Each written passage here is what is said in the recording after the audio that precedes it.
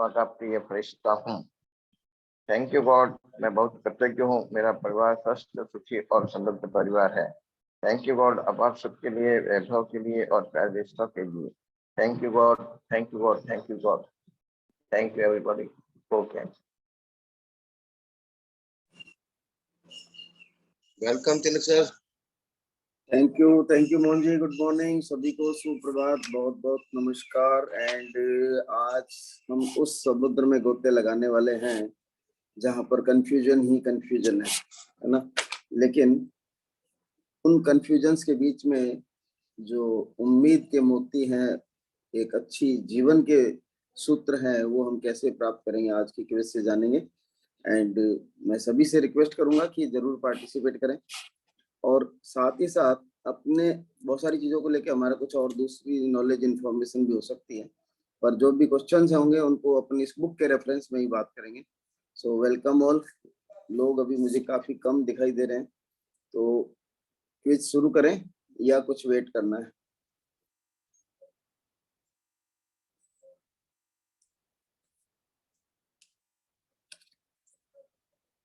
विवेक sir guide कर सकते हैं।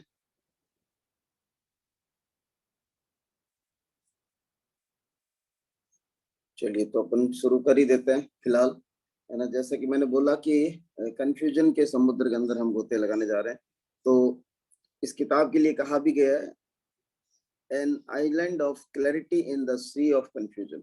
ये किताब जो है वो आपको समुद्र जैसे इतने ज्यादा गहरे कंफ्यूजनों से बाहर निकालने वाली है। तो पहला ही क्वेश्चन जो मैं शुरू करूंगा पहले पेज से ही होगा किताब के। आपकी सुविधा के लिए मैं आपको हिंट कर दूंगा कि कौन सा क्वेश्चन किस बुक पार्ट से लिया गया है, लेकिन आपको जैसे कि मैंने बोला किताब तक ही अपने आप को सीमित तरीके से बात करनी है। बहुत सारे क्वेश्चन है, काफी टाइम लगेगा। सो रेडी हैं सभी लोग? जो भी लोग रेडी हैं, पार्टिसिपेट करना चाह रहे हैं, वो हैंड रेज कर सकते हैं।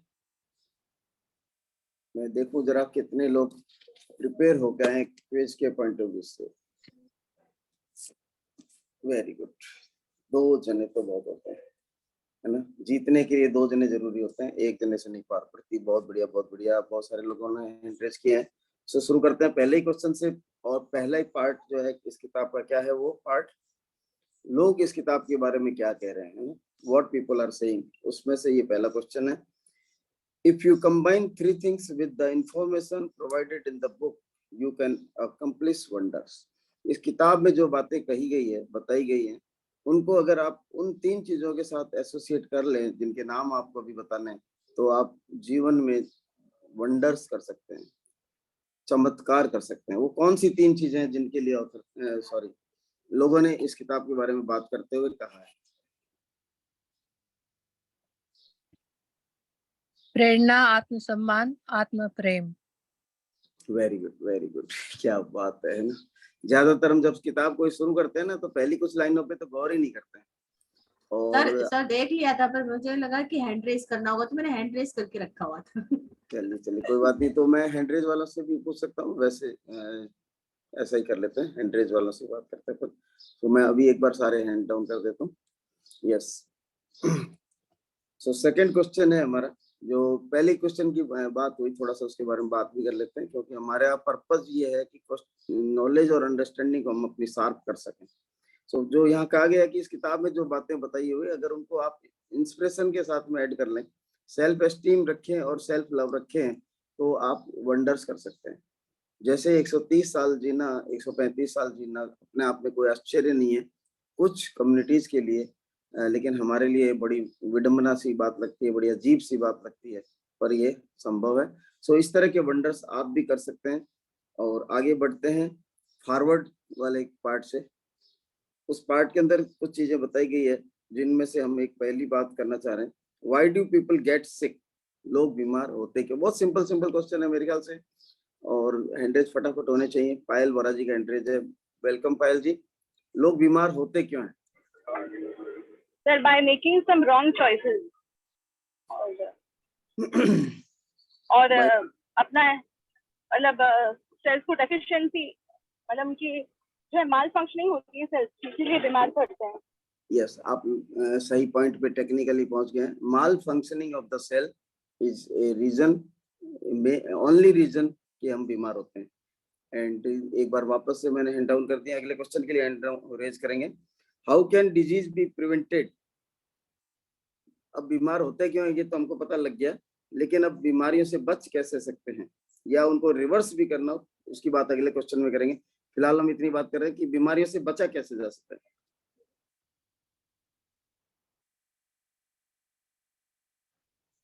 नीता जी का हैंड रेज। हाँ जी Nita ji please. By providing nutrition and avoiding toxic substances to cells. मेरे को लग रहा है सारे लोगों ने ऐसे ध्यान से किताब को पढ़ा है कि जैसे कि कल को एग्जाम ही पास करना है। एकदम एग्जैक्ट उन वर्ड्स के अंदर जवाब आ रहे हैं जो किताब के अंदर लिखे गए। बहुत ही बढ़िया, बहुत बढ़िया, thank you Nita ji. And अगला क्वेश्चन है, how can disease be reversed? अभी हमने प्रिवेंशन की बात की। प्रिवेंशन और reversal both are the part of our main business. जो हम आज की तारीख में अपने बिजनेस को एमवे जिस तरफ ले जाना चाह रही है, उसमें प्रिवेंशन और रिवर्सल दोनों को इंक्लूड कर लिया गया है। काफी समय पहले तक एमवे खाली यही क्या बात कर रही थी कि हम लोग वेलनेस की बात कर रहे हैं, लेकिन अब प्रिवेंशन के साथ साथ रिवर्सल को भी ऐड कर लिया गया। So how can we reverse the disease? अगर कोई बीमारी हो भी गई है तो कैसे रिवर्स किया जा सकता है? विलास फुल्ले जी का सबसे पहले एंट्रेज हुआ। सर ये आपने हिंट नहीं दिया कि कहाँ से पढ़ रहे हो। वो अभी हम फॉरवर्ड में से ही चल रहे हैं। अच्छा। सो विलास फुल्ले जी वेलकम। जैसे हम लोग बीमार पड़ रहे हैं तो बीमार हम क्यों पड़ रहे हैं इसके कारण ढूंढने पहले सबसे पहले जरूरी है। वो हमारे क्यों टॉक्सिस, हमारे हार्मोन्स क्यों खराब हो रहे हैं। प्रिवेंशन की बात हमने की थी, अभी हम रिवर्सल के अंदर चल रहे हैं कि अगर कोई बीमारी हो गई तो उसको रिवर्स कैसे किया जाएगा। पायल जी यस वेलकम प्लीज। सर उसको रिवर्स ऐसे किया जा सकता है अगर हम एजुकेट करें अपने आप को फॉर अ हेल्दी लिविंग और अपनी जो डेफिशिएंसीज है उनको फुलफिल करें। और ये हैंड्रेज चाहूंगा मैं और भी हैंड्रेज चाहूंगा थोड़ा अच्छे से बात करने के लिए। उषा बोरा जी वेलकम।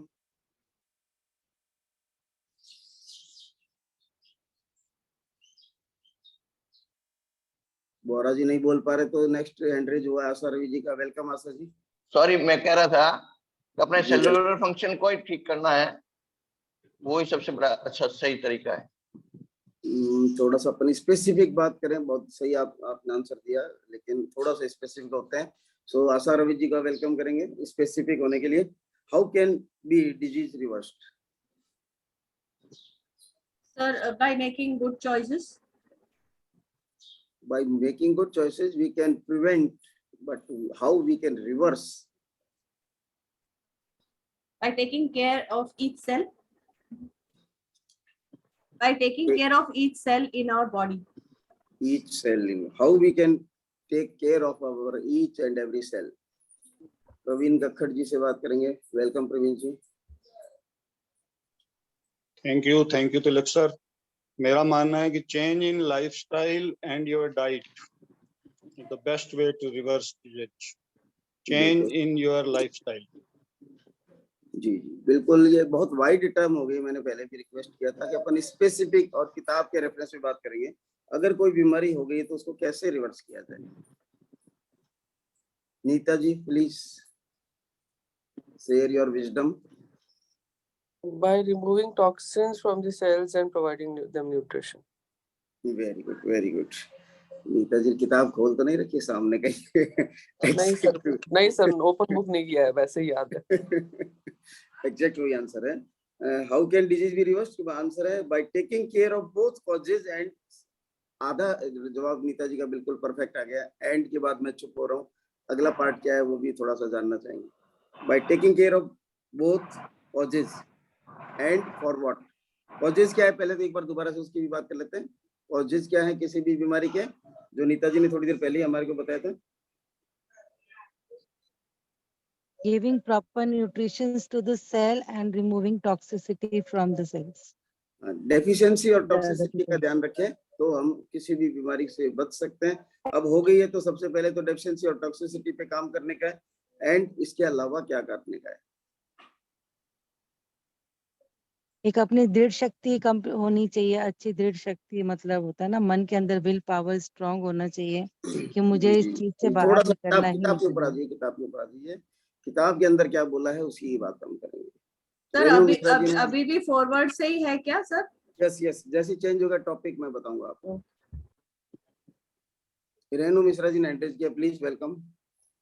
सर इसमें जो 6 पाथवेज बताए हैं उन पे न्यूट्रिशन है, टॉक्सिन, साइकोलॉजिकल, फिजिकल, जेनेटिक और मेडिकल, इन पे Yes, ध्यान। yes. आपने किसी और के लिए गुंजाइश नहीं छोड़ी, थैंक यू। देखिए जब बीमारी हो गई है तो पहले तो उसके कारण के ऊपर काम करना ही करना है, और कारण के बाद फिर कुछ समाधान के ऊपर भी काम करना है, और समाधान के लिए जो 6 पाथवेज बताए गए हैं उनके ऊपर हमको चलना है। उनमें से जो जो चीज हमको अप्लाई करने की जरूरत है, जिस वे में करने की जरूरत है, उसी पाथवे को पकड़ना है। So how can we disease be reversed? By taking care of both causes and 6 pathways. 6 pathways are nutrition, toxins और साइकोलॉजिकल, फिजिकल, जेनेटिक और मेडिकल। ये 6 पाथवे हैं जिनके ऊपर चल के हम किसी भी डिजीज को रिवर्स कर सकते हैं। And when we feel like a powerless victim, हमको कब ऐसा लगता है कि यार असहाय पीड़ित हो गए हम, अब कुछ भी नहीं हो सकता, मेरे लिए कुछ भी नहीं बचा, ऐसा कब फील होता है? पायल जी का सबसे पहले एंट्रेंस दिखा था, सो वेलकम पायल जी अगेन। यस सर, जब हम बीमार पड़ते हैं तब फील होता है कि हम विक्टिम हैं, जब भी हमें कोई डिजीज होती है। यस, आपका आंसर अधूरा है सही लेकिन अधूरा है। नीता जी ने एंट्रेंस किया था अगेन, लेकिन उन्होंने डाउन कर लिया, तो जानना चाहेंगे इस आंसर को पूरा करेंगे नीता जी?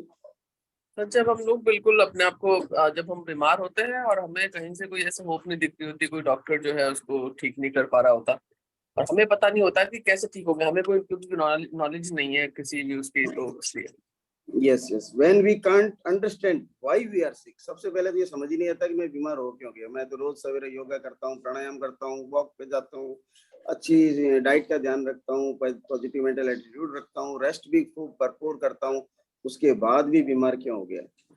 जब ये बात नहीं समझ में आती है तो पावरलेस विक्टिम फील होता है अपने को। लेकिन उससे भी ज्यादा पावरलेस विक्टिम अपने को तब फील होता है जब ऐसा लगता है कि अब कुछ हो भी नहीं सकता, कोई अपने को गाइड करने वाला नहीं होता है, कोई सपोर्ट करने वाला नहीं होता है, तब हम अपने आप को पावरलेस विक्टिम फील करते हैं। So when we can't understand why we are sick और हाउ टू बिकम वेल, तब हमको ऐसा लगता है कि हम लोग विक्टिम हैं। एंड अगला क्वेश्चन भी फॉरवर्ड में से ही चलेगा। What is archic disease theory? बीमारियों को लेके पुरानी एक प्राचीन थ्योरी है, वो क्या है?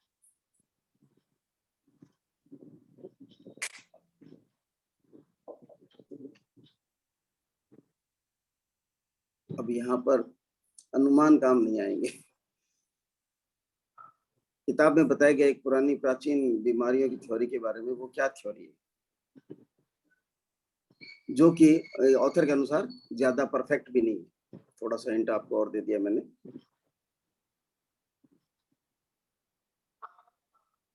सर वो कि बॉडी माइक्रो ऑर्गेनिज्म से इन्वेड होती है, मतलब माइक्रो ऑर्गेनिजम्स जो है उसको हिंदी में क्या बोलते हैं पता नहीं, सूक्ष्म जो जीवाणु होते हैं सूक्ष्म वो, जीवों, हाँ, वो हमारी बॉडी को अटैक करते हैं और उससे हम अपने आप को बचाव नहीं कर पा रहे हैं। ये हमारी थियरी है कि इस वजह से हम बीमार हो रहे हैं। बिल्कुल बिल्कुल, ये थ्योरी है पुरानी कि बीमारी इसलिए होती है कि कुछ ऐसे जो सूक्ष्म रोगाणु है वो हमारे ऊपर अटैक कर देते हैं और हम उनसे बचाव नहीं कर पाते हैं। लेकिन इसके साथ 2 बात और भी है, वो कौन बताना चाहेंगे? जीन्स जर्म्स के साथ, जर्म्स की बात अभी की आशा जी ने, जीन्स भी एक प्राचीन थ्योरी के अंदर माना जाता है कि जीन्स भी बीमारियों के लिए जिम्मेवार होते हैं। और एक चीज और है, वो क्या है? बहुत कॉमन सी बात है, हर किसी को इस किताब की शुरुआत में डॉक्टर ऑथर ने बताया कि डॉक्टरों ने मेरा किस तरह से मजाक उड़ाया था। किस बात को लेके मजाक उड़ाया था? सर भ्रम, भ्रम कि भ्रम मरीज को लगता रहता है कि मैं जो है मतलब ऐसे इमेजिन कर रहा हूँ उसके बारे में। Sorry, Deepak Gupta ji, welcome Deepti ji. Thank you ji sir, good morning sir. I think age के लिए, एज हो गई तो बीमारी तो होएगी, यस, एज। प्राचीन थ्योरी के अंदर 3 चीजों को जिम्मेवार बताया गया बीमारियों के लिए।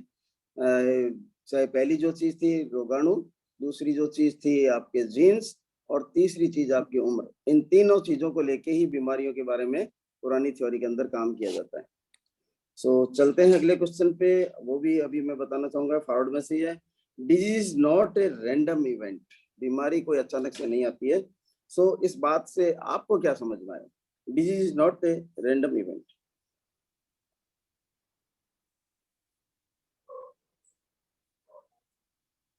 थोड़ा सा नया हैंडरेज देख चाहूंगा, कुछ नए हैंडरेज ट्राई तो करें। अपने पढ़ी नहीं है तब भी सेशन सुने तो है ना, तो उनमें से भी कुछ रिकॉल करें। सालू, हाँ जी सालू जी, वेलकम। ये जो मुझे समझ में आया, ये कह रहे हैं कि बीमारी एकदम से नहीं आती। जब हमारी काफी सारी सेल्स या तो खराब हो जाती हैं या मर जाती हैं, है ना, तब एक साथ मतलब जब हमारी बॉडी मतलब हमें बताती है कि हम बीमार हो गए, लेकिन हम बीमार होने से पहले भी बीमार होते हैं। अंदर ही अंदर हमारी सेल्स खराब हो रही होती है, लेकिन बाहरी तौर पर हमें उसका पता नहीं लगता है। Yes yes, very good very good, बिल्कुल perfect answer. Before we get sick, cells get सिक।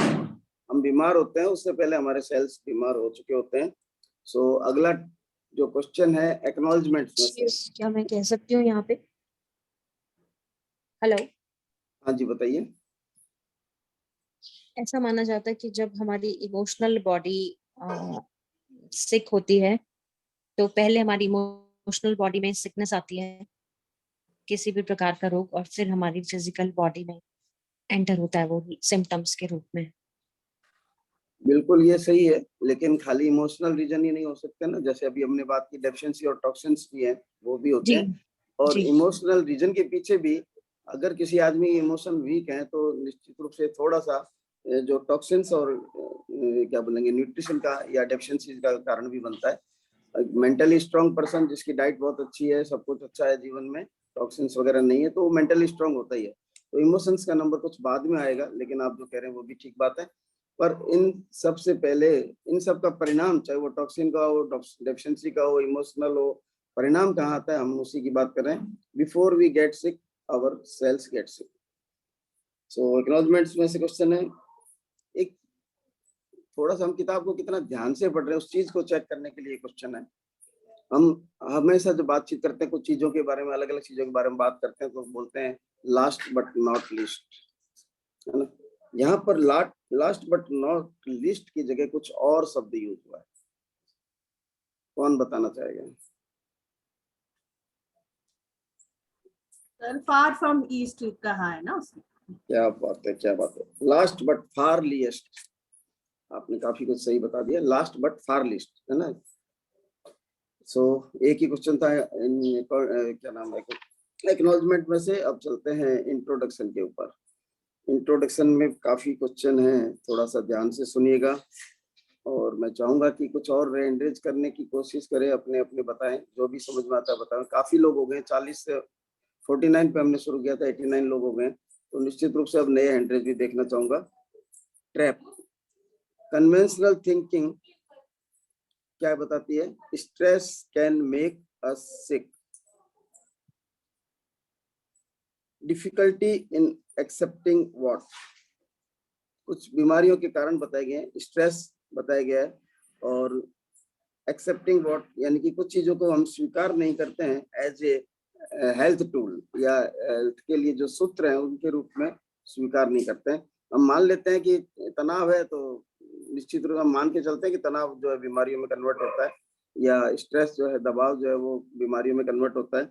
लेकिन हम इसके अगेंस्ट में जो कुछ अच्छे सूत्र हैं उनको एक्सेप्ट नहीं करते। तनाव को तो हमने मान लिया, पर कुछ ऐसी चीजें तनाव के अगेंस्ट जो हमारे को गुड हेल्थ देते हैं उनको हम ना तो मानते हैं, और मानते भी हैं तो ज्यादा उनके ऊपर काम नहीं करते हैं। तनाव है तो मेडिटेशन कर लो, यही सलाह दी जाएगी, और माना जाएगा कि तनाव को दूर करने के लिए मेडिटेशन करो। पर क्या ऐसा कुछ और किया जा सकता है जिससे कि तनाव हट जाए, स्ट्रेस दूर हो जाए, और हम अपने आप को एक अच्छी हेल्थ दे सकें? कुछ और नए हैंडरेज चाहूंगा। अश्विनी जी का पहली बार हैंडरेज हुआ है, welcome Ashwini ji. Yes sir, good morning sir. Sir इसमें मेन जो है माइंड को डाइवर्ट करके या एक किसी भी वर्क के अकॉर्डिंग अपना बिजी रख के स्ट्रेस से थोड़ा रिड्यूस किया जा सकता है?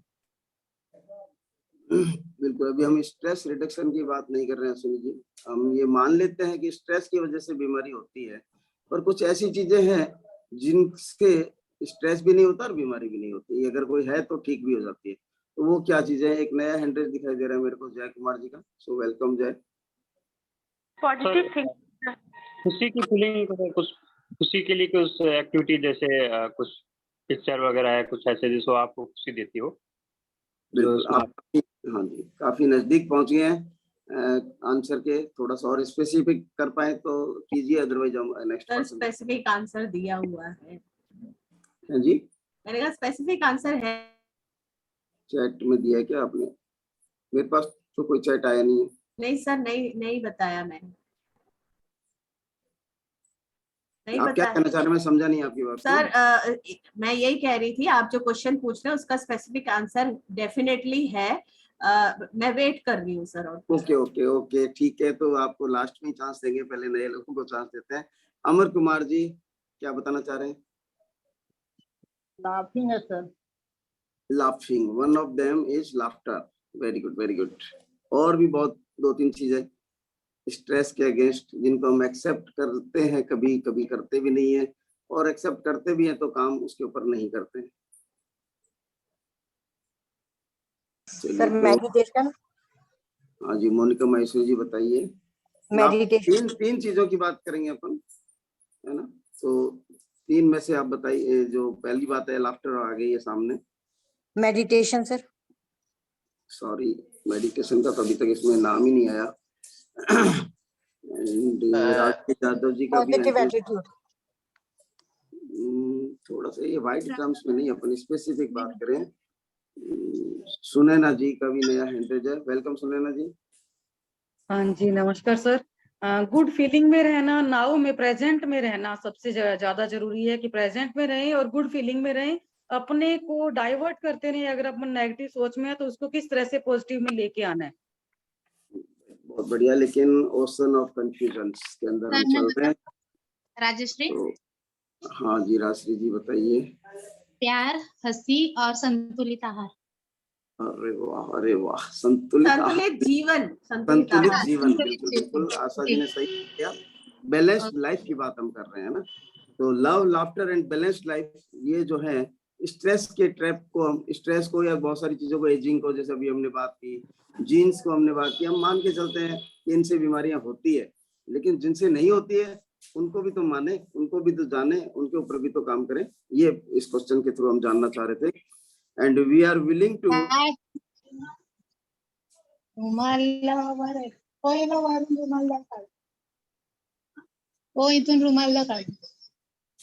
प्लीज म्यूट रखें जो लोग नहीं क्वेश्चन का आंसर देना अभी अपने आप को।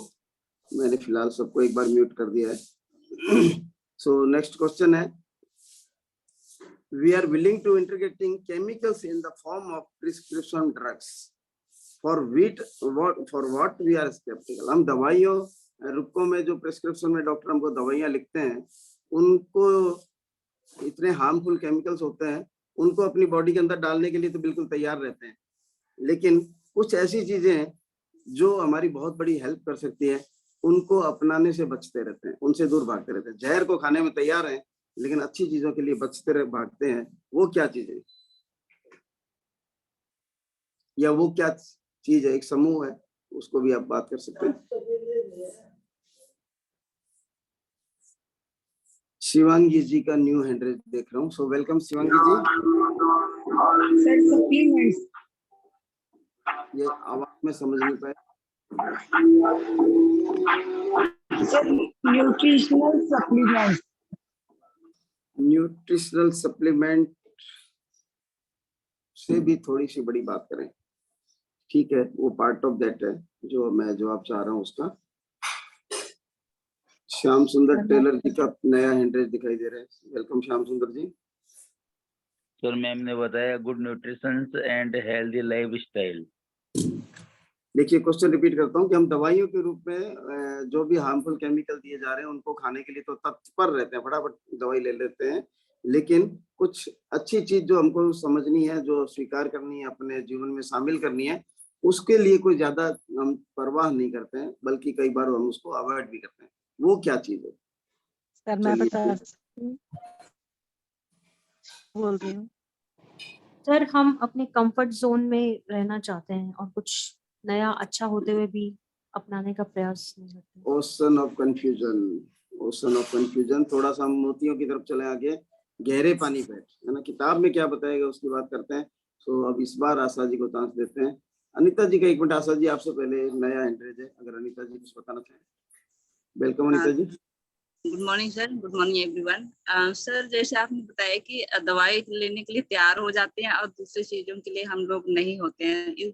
इसका मतलब है कि हमारा जो बिलीव, जो विश्वास है वो डॉक्टर के ऊपर ज्यादा रहता है या रोकूंगा अनीता जी, आपको रोकूंगा प्लीज। अपन राइट ट्रैक पे नहीं है। मेरे पास बहुत सारे क्वेश्चन है, टाइम बहुत तेजी से बीत रहा है। सो आशा Ravi ji welcome. Sir right food को तो हम इग्नोर कर देते हैं, राइट फूड खाना जरूरी है। एग्जैक्टली जो क्वेश्चन है उसका आंसर क्या है? प्राइमरीली राइट फूड को हम स्केपिटल रहते हैं उसके बच्चे, उसको उससे बचते रहते हैं, उसकी ज्यादा परवाह नहीं करते हैं और दवाइयों के ऊपर डिपेंड करना चाहते हैं। बहुत सारे लोगों को मैंने देखा है, उनका दवाइयों का लेने का इतना बढ़िया शेड्यूल होता है, इतना केयरिंग होते हैं, कहीं पे बाहर भी जाते हैं तो अपनी दवाई अपने साथ टाइम पे टाइम लेने की बात। लेकिन उनको कहा जाए कि टाइम टू टाइम खाना खाना है तो थोड़ा उनके लिए मुश्किल काम होता है। सो अगले क्वेश्चन पे चलते हैं। This book guide about 1 to 6 in addition to what? 1 to 6, 1 to 6 कौन बताएगा? हमको पता ही है। 1 disease, 2 cause, 6 pathways। बट इसके अलावा एक बात और की गई है, वो क्या है? इस किताब से ऑथर ने बोला कि आपको उस चीज की भी जानकारी मिलेगी 1 to 6 के अलावा, वो क्या चीजें हैं जिनके बारे में आपको जानकारी मिलेगी।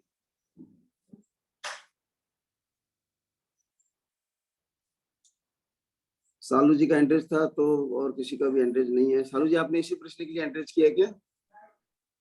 सर पहले वाले के लिए किया था। चलिए, तो इस प्रश्न को मेरे को लग रहा है कि शायद प्रश्न क्लियर नहीं हुआ, कोई भी एंट्रेज नहीं आया है। दिस बुक क्वेश्चन के बारे में जो हमने कभी पहले सुनी भी नहीं है, ऐसे क्वेश्चन के बारे में सीखेंगे कि हमें क्या अपने शरीर को, मतलब सेल्स को ठीक रखने के लिए अपने को क्या देना चाहिए। नहीं, वो तो 1 to 6 में कवर हो गया ना। ऑथर ने कहा कि मैं आपको वो चीज बताऊंगा जो आपको और शायद कहीं से जल्दी से मिलती भी नहीं है। मतलब जो हम खरीदारी करते हैं, हम खाना कैसे बनाते हैं अपना, है ना। No guess, no please, no guess please. चलिए, कोई बताना चाहेगा या मैं रेनू मिश्रा जी, शिवांगी जी से बात करते हैं एक बार। शिवांगी जी बताइए। ये सर ऑथर ने बताया है कि हेल्थ को पाने के लिए positive things minus negative things. नहीं जी, अभी हमारा प्रश्न ये नहीं है। हमारा प्रश्न ये कि इस किताब से आपको क्या जानकारी मिलने वाली है जो नॉर्मली आपको जल्दी से कहीं से नहीं मिलती है, आपको किसी एक नई चीज के लिए कैपेबल बना देगी ये किताब। रेनू जी प्लीज वेलकम। ये सर इसमें जैसे अपने घर के खतरों को पहचानना सीखेंगे और अपने शरीर के भीतर विषाक्त पदार्थों को बनने से कैसे रोकेंगे। अगेन वो टॉक्सिन्स का ही पार्ट हो गया रेनू जी। 1 to 6 के अलावा क्या बताया गया? मोनिका जी वेलकम। सर नमस्कार, सोनेश महेश्वरी बोल रहा हूँ सर। हाँ जी, ये किताब डॉक्टरों की सलाह पर कैसे सवाल उठाएं और स्वयं कैसे अपना मूल्यांकन करें, इस बारे में। Very good, very good, that was the answer I am expecting. क्या है कि आप जब अभी तक हम क्या करते हैं, डॉक्टर के पास जाते हैं, डॉक्टर कहता है नहीं कुछ भी नहीं है, और अपन चुपचाप वापस आ जाते हैं, और अंदर से हम भी चाह रहे होते हैं कि हमारे को कुछ ऐसा पता लगे कि मेरे को कोई बीमारी नहीं है, तो हम उसको राजी राजी उसको एक्सेप्ट कर लेते हैं, क्योंकि कोई भी आदमी मुसीबत में नहीं पड़ना चाहता। ये एक साइकोलॉजी होती है जिसकी वजह से हम डॉक्टर के आंसर से सहमत नहीं होते हुए, अंदर से कुछ आवाज आ रही होती है कि नहीं यार ये सिम्टम तो इतने टाइम से है, डॉक्टर ने कह दिया कुछ नहीं है, तो ऐसे कैसे हो सकता है ना। तो उस समय आपको डॉक्टर से भी सवाल करने की कैपेबिलिटी आपके अंदर जनरेट हो सके, बन सके, ये किताब आपको उसके अंदर हेल्प करेगी। You can question your doctors opinion, आप अपने डॉक्टर की ओपिनियन पे क्वेश्चन खड़ा कर सकते हैं। And how to evaluate for medicine you should take और नॉट। जो दवाई आपको डॉक्टर ने लिखी है, आपको उसके लिए भी ये किताब सक्षम बनाएगी कि वो दवाई लेनी चाहिए कि नहीं लेनी चाहिए। अब यहाँ पर थोड़ी सी खतरनाक बात भी है, अपने आप को अधूरे ज्ञान के साथ में अगर हम इस तरफ बढ़ेंगे तो खतरनाक स्थिति बन जाएगी। पहले हम अपने आप को कॉम्पिटेंट बना लें अच्छे से, फिर हम डॉक्टर की लिखी हुई किसी दवाई को लेना या नहीं लेना, यहाँ तक ये कह रही है किताब कि हम उसको भी डिसाइड कर पाएंगे। सो अगला क्वेश्चन है, what is the equation of health? Very simple, very simple. क्या जो अभी इसकी बात भी हो चुकी है, Neeta ji please welcome. Equation of positive things minus negative. चलिए बहुत बढ़िया, बहुत बढ़िया, मुझे बिल्कुल परफेक्ट आंसर की उम्मीद थी। अगला चलते हैं क्वेश्चन के ऊपर जो कि चैप्टर फर्स्ट से है ना। नॉर्मन कजिन्स का एक नाम आया है जिसके बारे में उन्होंने अपनी बीमारी, उस बीमारी को ठीक करने के लिए जो मेडिकल साइंस के मुताबिक ठीक नहीं होने वाले थे, मृत्यु पर्यंत, और बल्कि मृत्यु को भी नजदीक लाने वाले थे, उन्होंने उन 4 एरिया पे काम किया। नॉर्मन कजिन ने अपनी बीमारी को ठीक करने के लिए जिन 4 एरिया पे काम किया, 1 बाय 1 मैं चाहूंगा कि उनका थोड़ा सा एक एक लीडर मेरे को नाम बताएं, कौन कौन सी चीजें थी जो उन्होंने करी। और वो अपनी न सिर्फ एक healthy life, purely healthy life नहीं थी लास्ट में, लेकिन फिर भी उन्होंने काफी कुछ दवाइयों से तो कम पेट छुड़वा लिया अपना, और अच्छे साथ जो जीवन जी सकते मैक्सिमम अच्छा वो उन्होंने जिया। सो क्या क्या उन्होंने किया था? 4 एक्शन लिए थे, किताब के अंदर ही हमको बताया गया है। चलो 4 हैं तो 2 एंड्रेज हैं, दोनों बता दीजिए। नीता जी 2 बात आप बताइएगा, अभी और एंड्रेज हो रहे हैं सो रुकेंगे। नॉर्मन कजिन ने 4 एक्शन लिए अपनी हेल्थ को ठीक करने के लिए, उसके बाद नीचे चालू करते हैं। सालू जी एक बात आप बताएंगे। सबसे पहले तो उन्होंने दवाई लेना बंद कर दिया था। बिल्कुल, उन्होंने सारी दवाइयां बंद कर दी जो डॉक्टर ने लिखा था। अभी आपने पढ़ा ना कि आप उस स्थिति में आ जाएंगे कि आप डिसाइड कर पाएंगे कि कौन सी दवाई लेनी है या नहीं लेनी है, डॉक्टर चाहे कुछ भी बोलता रहे। सो पहली बात उन्होंने की, डॉक्टरों की सारी दवाइयां बंद कर दी। दूसरा आशा रवि जी। सर उन्होंने power of the mind over body, इसके ऊपर ध्यान देना शुरू किया है कि हमारा माइंड जो है कितना पावरफुल। हाँ, एटीट्यूड जो है, पेन के अगेंस्ट में क्या एटीट्यूड होता है उसके ऊपर उन्होंने काम किया, माइंड की पावर के ऊपर काम किया। Thank you Asha ji. And कुछ नया हैंडरेज, मोनिका महेश्वरी जी। सर वो सप्लीमेंट, उन्होंने सप्लीमेंट्स पे काम, सप्लीमेंट लेना शुरू किया था। यस, विटामिन सी का उन्होंने काफी ज्यादा यूज किया। पावरफुल एंटी इंफ्लेमेटरी प्रॉपर्टीज जो विटामिन सी के अंदर होती है उसका उन्होंने बेनिफिट लिया। सप्लीमेंट्स का नाम तो नहीं आया, हालांकि आपका आंसर काफी नजदीक ही हो गया। तो विटामिन सी को उन्होंने सप्लीमेंट किया ना, सप्लीमेंट्स नहीं, सप्लीमेंट की बात आई थी। एंड लास्ट एक और चीज जो छूट गई है, सबसे इम्पोर्टेंट, अभी अभी हमने बात की थी कि हम टेंशन को तो, स्ट्रेस को तो एक्सेप्ट करते हैं, पर उस चीज को एक्सेप्ट नहीं करते जो तेजी से आपको रिकवर कर सकती है, लाफ्टर, हंसी। चलिए बहुत बढ़िया, thank you Salu ji. And एक बार फिर से सबके हैंड डाउन करने के बाद अगले क्वेश्चन पे चलते हैं। What is memory of past reaction और क्लासिकल कंडीशनिंग और बायोलॉजिकल थ्योरी? प्रश्न समझ पाए? What is memory of past reaction और क्लासिकल कंडीशनिंग और बायोलॉजिकल थ्योरी? जो हमारा इम्यून सिस्टम वर्क करता है उससे रिलेटेड ये बात है।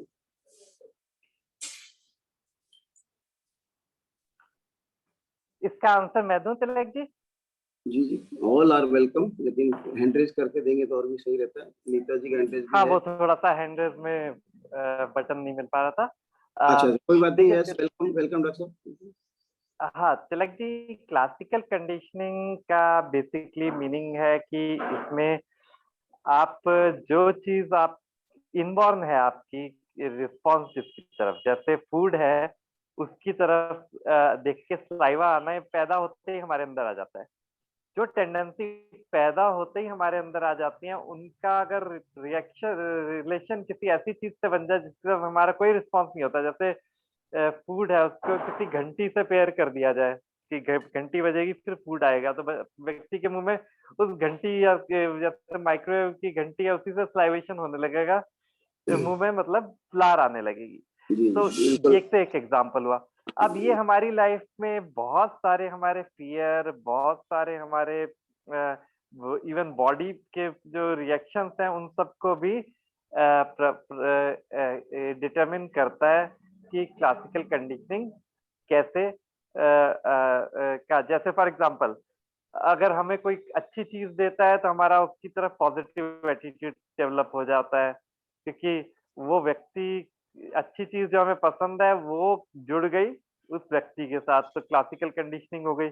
उसी तरह बॉडी में भी एक मेमोरी की तरह, अगर जैसे फॉर एग्जांपल मेरे को किसी खाने की चीज से एवर्जन है, मेरे को जैसे एक बार केला खाया और वॉमिटिंग हो गई, तो लंबे समय तक केले से मतलब दुर्भावना डेवलप हो गई कि केला नहीं खाना मेरे को। तो इसी तरह बॉडी में अगर किसी चीज के खाने से अगर हमें नेगेटिव रिएक्शन डेवलप होगा, तो अब वो कम मात्रा में भी हमें वो चीज दी जाए, बट हमारा उसके साथ एक एसोसिएशन हो जाएगा नेगेटिव, और वो हमारे अंदर एक negative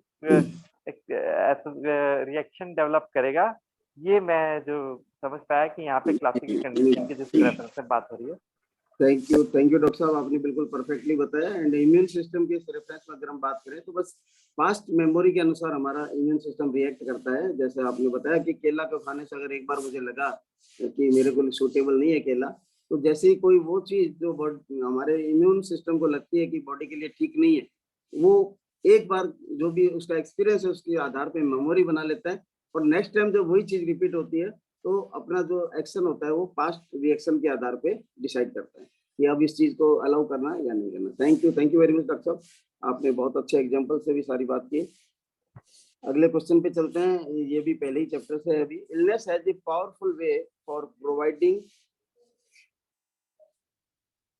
perspective and time for something normally we never do, और कल करेंगे और अवॉइड करते हैं। जब बीमारी आती है तो हमारे को वो एक ऐसा पर्सपेक्टिव मौका देती है, संभावना देती है, और ऐसा टाइम भी देती है कुछ ऐसी चीज को करने के लिए जिसकी जीवन में बहुत ज्यादा इंपॉर्टेंस है, पर नॉर्मली हम उसको करते नहीं है, या कल करेंगे या फिर उसको समझ भी नहीं पाते हैं। वो कौन सी चीज है? वो कौन सी चीज है जिसके लिए बीमारी हमारे को मौका देती है, जो लाइफ में बहुत इंपॉर्टेंट है, हम उसके बारे में कुछ सोच सकें? एक्सरसाइज। कल पे डिपेंड हो जाते हैं कि अच्छा ठीक है कल से स्टार्ट करेंगे। लेकिन एक्सरसाइज के लिए सोचने का टाइम अपने को हमेशा मिलता रहता है, बीमारी में ही टाइम मिलता है उस काम के लिए। तो मैं आपको बताने वाला सर मैं बोल सकती हूँ? जी थोड़ा सा फास्ट चलेंगे, 8 हो चुके हैं। वेलकम, फटाफट। सर महत्वपूर्ण चीजों के बारे में सोचने के लिए परिप्रेक्ष्य और समय प्रदान करने का एक महत्वपूर्ण तरीका है। आपकी आवाज मतलब हमारी मैं समझ नहीं पाया, लगता है आंसर तो आपका सही है, थोड़ा सा जोर से बोलिएगा। ये जो महत्वपूर्ण चीजें हैं जिनके बारे में हम कभी सोच ही नहीं चाहते हैं, उनके बारे में सोचने के लिए हमारे पास प्रॉपर टाइम होता है। बिल्कुल, बीमारी वो स्थिति होती है जिसके अंदर आपको संभावना भी मिलती है और समय भी मिलता है कि जीवन में आपके लिए महत्वपूर्ण क्या है, उसको आप एनालिसिस कर सकें, डिसाइड कर सकें। Thank you very much Salu ji. And एक क्वेश्चन जो आपको किताब में सीधे शब्दों में नहीं बताया गया लेकिन बताया गया, brain fog. What is brain fog?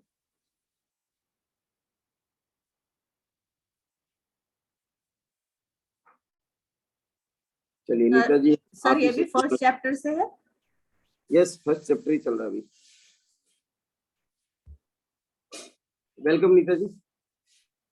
Basically इसमें जो बताया है ब्रेन फॉग के बारे में, वो एग्जैक्टली यही है कि जब आप जैसे ये केमिकली सेंसिटिव थे तो उसमें क्या होता था कि उनके दिमाग पे एकदम दिमाग जैसे कई बार हम बोलते हैं ब्लर ही हो जाता है। और एग्जैक्टली हमारे साथ भी कई बार ऐसा होता है जब हम बहुत गहरी नींद से उठते हैं तो वो जो एकदम दिमाग के आगे जो एकदम वो बोलते हैं ना एक लेयर्स हो जाती है और हमें ज्यादा कुछ चीजें समझ में नहीं आ रही होती। तो उन्होंने बताया इसमें कि जब मेरे को ऐसा हाईली केमिकली सेंसिटिविटी हो जाती थी तो मैं कोई चीज बार बार पढ़ता रहता था पर मुझे पता ही नहीं चलता था कि मैं उसको बार बार पढ़ रहा हूँ। तो एग्जैक्टली हमारे साथ भी कई बार ऐसा होता है जब हम एकदम गहरी नींद से जागते हैं तो हमें समझ में नहीं आता कि सामने कौन खड़ा है, तो वो ब्रेन फॉग है बेसिकली। बिल्कुल, बहुत बढ़िया। फॉग का मतलब ही सीधा सा क्या है? कोहरा, जिसके आगे आपको दिखाई नहीं दे रहा है, धुंध, यानी कि कोहरा, धुंध। तो ब्रेन फॉग का मतलब सीधा सा ये हुआ। ऑथर कहता है कि मैं घंटों एक ही चीज को पढ़ता रहता था लेकिन कुछ भी समझ में नहीं आता।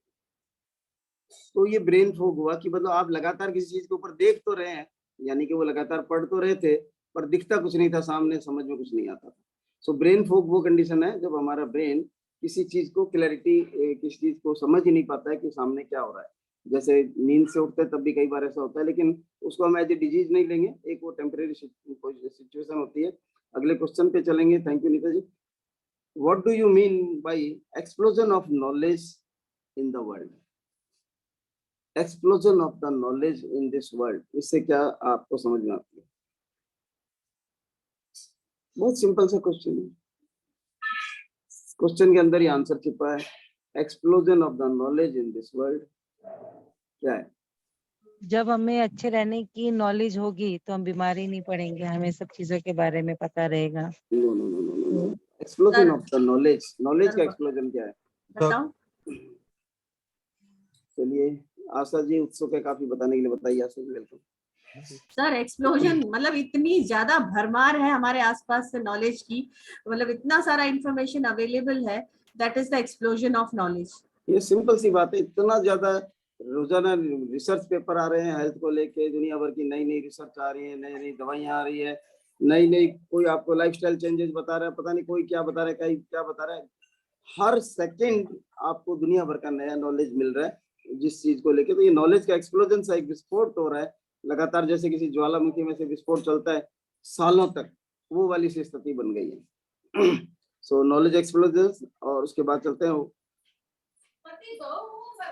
इस नॉलेज एक्सप्लोजन जो वर्ल्ड के अंदर हो रहा है, नॉलेज आप देख लो उसका हमारे लिए क्या यूज है? सॉरी, बहुत ऑथर ने इसके लिए क्या अपने लिए यूज निकाला? ये जो नॉलेज का एक्सप्लोजन वर्ल्ड के अंदर चल रहा है, ऑथर ने कहा कि क्या मैं इसके लिए कोई फायदा उठा सकता हूँ, इसका कुछ फायदा उठा सकता हूँ। वो क्या बात थी और उसने उसका फायदा उठाया अभी?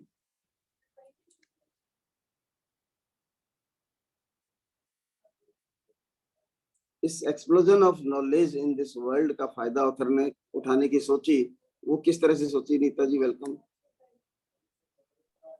उन्होंने अपनी बीमारी को लेके उसमें रिसर्च किया और उन पेपर्स को पढ़ा जो कि मतलब आए थे, और उसमें जो है अपनी बीमारी के लिए क्लूज ढूंढे और अपने भी जो खुद को एजुकेट किया उस चीज के लिए।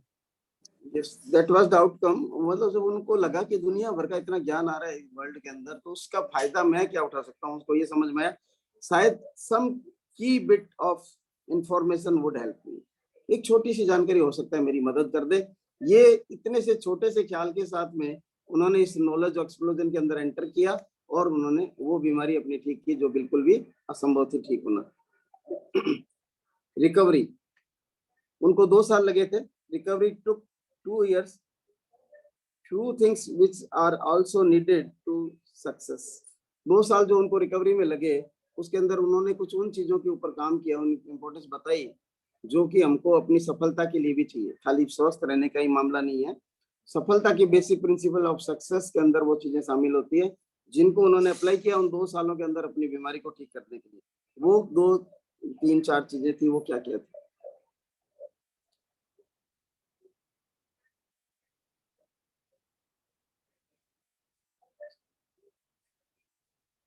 अपने जब एमबीए में सक्सेस की बात सुनते हैं तो बहुत बार उन शब्दों को सुना होगा।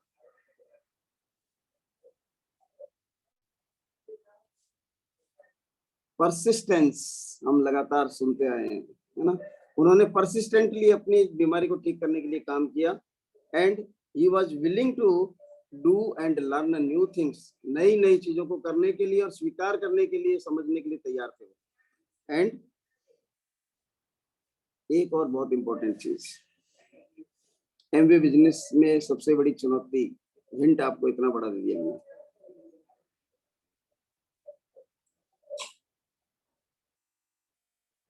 Acceptance of many setbacks. हमको दुनिया भर के रिजेक्शंस मिलते हैं, बहुत बार बार झटके लगते हैं, फिर भी हम आगे बढ़ते चले जाते हैं। तो सक्सेस प्रिंसिपल जिस तरह से है उसी तरीके से हेल्थ को लेके भी उन्होंने 3 चीजों के ऊपर काम किया। कंसिस्टेंस और परसिस्टेंट रहे वो, willing to do and learn new things रहे वो, और उन्होंने जो भी सेटबैक्स आए, किसी चीज से परिणाम मिला कभी नहीं मिला तो उससे निराश नहीं हुए, आगे बढ़ते गए, आगे बढ़ते गए।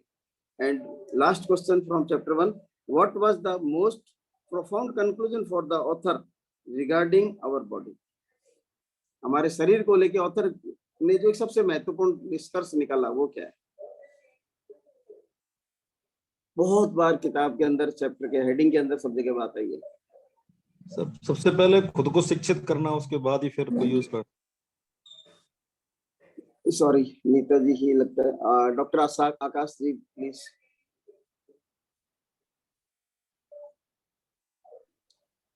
डॉक्टर आकाश उन्होंने यही कंक्लूजन, हाँ जी आवाज आ रही है सर? हाँ अब आ रही है। डेफिनेटली जो इस बुक की मेन थीम है वही कंक्लूजन है उनका फर्स्ट चैप्टर का, कि दुनिया में एक ही डिजीज है जिसके हजारों नाम मेडिकल साइंस में दे दिए गए हैं, विच इज कि सेल्स का माल फंक्शन करना, जिसके दो कॉजेज हैं। रोकूंगा आपको प्लीज, थोड़ा सा उन्होंने जो किताब का निष्कर्ष निकाला, जगह जगह डिस्कस किया, जगह जगह हाईलाइट किया उन्होंने, वो ये नहीं था, ये तो था ही था, आउटकम था उनके रिसर्च का। वो क्या था? Shivangi ji welcome. Yes, sir. Health is a choice. Yes, health is a choice. अपन आज के बाद अपने घर में जगह जगह लिख के टांग दे, चपका दे, हेल्थ इज ए चॉइस।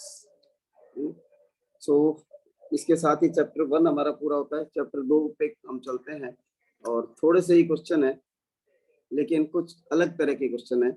सो मैंने अभी तक जितने भी प्रश्न आपसे पूछे हैं और अभी भी जो पूछूंगा, वो सारे के सारे प्रश्न नॉलेज और अंडरस्टैंडिंग को पुख्ता करने के लिए है। लेकिन एक प्रश्न बीच में कभी कभी हमारे को कोई डाटा से रिलेटेड या इस तरह के जो होते हैं, लगते हैं कि इनको तो रटना ही पड़ेगा, तो ऐसा प्रश्न भी पूरे क्विज के अंदर पीछे हो सकता है आगे, हो सकता है आगे आए। तो क्विज का विजेता मैं उसी को मानूंगा जो मुझे बताएगा कि ये क्वेश्चन जो है थोड़ा सा रटाफिकेशन से संबंधित था। तो अगले क्वेश्चन पे चलते हैं। Allergy is a normal thing for a common man. आम आदमी क्या सोचता है कि एलर्जी तो एक साधारण सी बात है, पर ये कितनी सीरियस बात है, उसके कुछ पॉइंट्स ऑथर ने हमारे को बताए, तो वो थोड़ा सा बात करना चाहेंगे। एक एक करके 2-2-3 जो भी आप लोग बताना चाहिए सभी बता सकते हैं। वेलकम नीता जी, वेलकम। ये हमारी क्वालिटी ऑफ लाइफ को जो है खराब करती है, हमारी बॉडी को डैमेज करती है और हमारी लॉन्गेविटी जो बोलते हैं, मतलब जो लंबी जिंदगी, उसको भी रिड्यूस करती है। बिल्कुल इन ओवरऑल। हाँ जी आज कंटिन्यू करें। बस अपने जो बता रहे हैं कि वो एक सीरियस डिजीज है, मतलब उसको हम ऐसे मान लेते हैं कि अरे थोड़ा बहुत कुछ ऐसा हो गया तो कोई बहुत ज्यादा फर्क वाली बात नहीं है, but it is actually harmful, मतलब ऐसे बताया। Yes, it takes our body, it reduce our overall quality of life, it reduce our longevity of age and something more। वो कौन बताना चाहेंगे? Sir immune dysfunction. Yes, it takes our immune system and ये एक serious immune system dysfunction की बीमारी है। Serious dysfunction of immune system उसकी बीमारी है जो कि हमारे को बहुत सारे इन्फेक्शंस और बहुत सारी बीमारियों के प्रति प्रोन कर देती है, जिनकी संभावनाएं बढ़ जाती है। एंड अगले क्वेश्चन पे अगेन, अस्थमा और स्कूल का क्या संबंध है? मैंने बताया अभी तक हमने अंडरस्टैंडिंग और नॉलेज को पुख्ता करने के लिए बातें की है। एक प्रश्न पूरे क्विज में आपको मिलेगा जो थोड़ा सा रट्टाफिकेशन से संबंधित है, उस प्रश्न का ध्यान रखिएगा।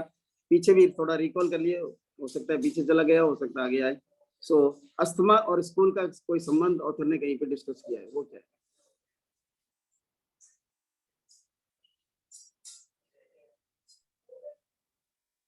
सर उन्होंने ये बोला कि अस्थमा से मृत्यु दर बढ़ती जा रही है, बढ़ गई है 45%। स्कूलों का संबंध उन्होंने स्कूल के रेफरेंस में अस्थमा से स्कूलों में अनुपस्थिति बढ़ती जा रही है। यस, इतनी ज्यादा खतरनाक बीमारी अस्थमा हो गई है बच्चों के लिए खासतौर से, कि बहुत बार बच्चे अस्थमा की वजह से स्कूल नहीं आ पाते। तो स्कूल और अस्थमा का संबंध भी यहाँ पर ऑथर ने हमारे को बताया।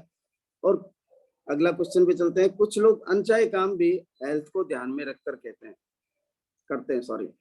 अनचाहे काम, अनचाही सोच हेल्थ को लेके रखते हैं और उसको लेके वो उस काम को भी करते रहते हैं जो वो नहीं करना चाहते। बहुत सारे लोग ऐसी नौकरी करते रहते हैं जो करना तो नहीं चाहते, लेकिन ऐसा कुछ होता है जिसकी वजह से वो उसको करते रहते हैं। सालू जी, नीता जी, वही लोग वापस जवाब देंगे क्या? ये तो बहुत सिंपल सा, आप दिमाग पे जोर डालेंगे तब भी आप समझ जाएंगे वो क्या चीज है जो ऑथर ने बताई है। सर क्वेश्चन रिपीट करना नहीं समझ। कुछ लोग ऐसी नौकरी भी करते रहते हैं जो वो नहीं करना चाहते, और इन बॉडी, उनके जो शरीर है उसके पीछे एक कारण होता है। वो क्या कारण होता है जिसकी वजह से वो अनचाहा जॉब करते रहते हैं? घर की जिम्मेदारियां। क्या की जिम्मेवारियां? घर, फैमिली। वो तो खैर अनचाहा है, हमारी बॉडी के रेफरेंस में बात कर रहे हैं। हमारी बॉडी के रेफरेंस में वो नौकरी करते रहते जो नहीं करना चाहते।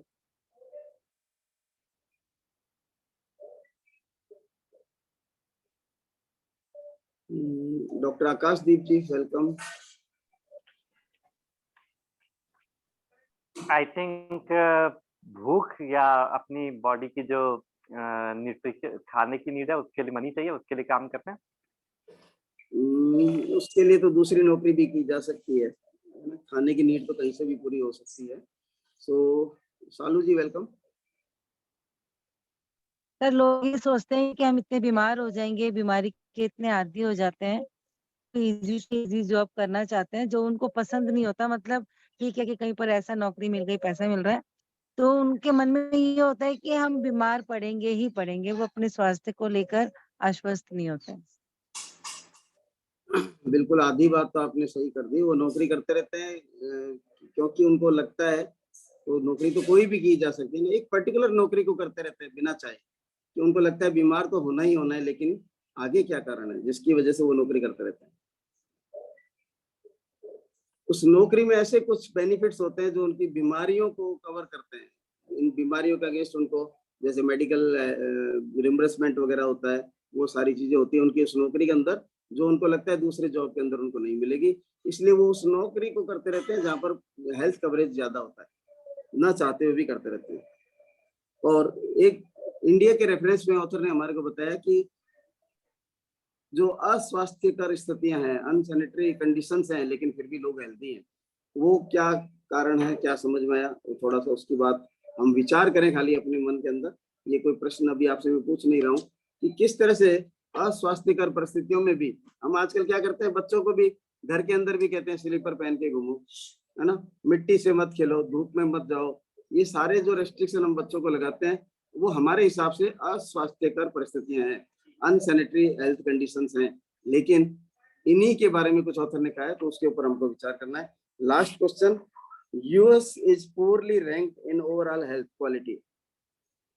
अमेरिका, यूएस, यूनाइटेड स्टेट को WHO ने बहुत ज्यादा पुअर हेल्थ, ओवरऑल हेल्थ के मामले में पुअर रैंकिंग दी है। वो रैंकिंग कौन सी है? जस्ट एक अंडरस्टैंडिंग के पॉइंट से ये क्वेश्चन है, वो कौन सी रैंकिंग है बताओ। जी जी, वेलकम। 37।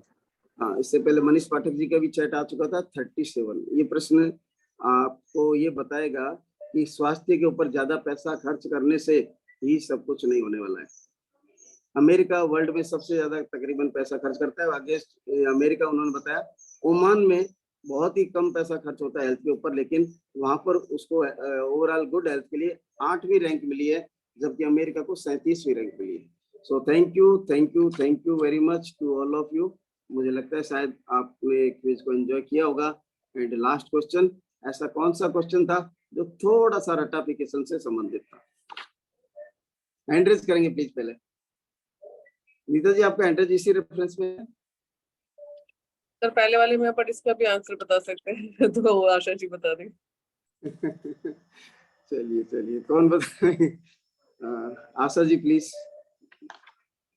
अभी जिसका जवाब दिया था, यस, 37th रैंक। हालांकि ये रट्टाफिकेशन का क्वेश्चन है, लेकिन इसका अंडरस्टैंडिंग से बहुत गहरा संबंध है, इसलिए इस क्वेश्चन को अपन ने शामिल किया। Thank you very much. And over to, आज का होस्ट तो शायद मैं ही हूँ, तो मैं हैंड ओवर करना चाहूंगा विवेक जी और पीयूष जी, साकेत जी को। So over to you all mentors. Thank you.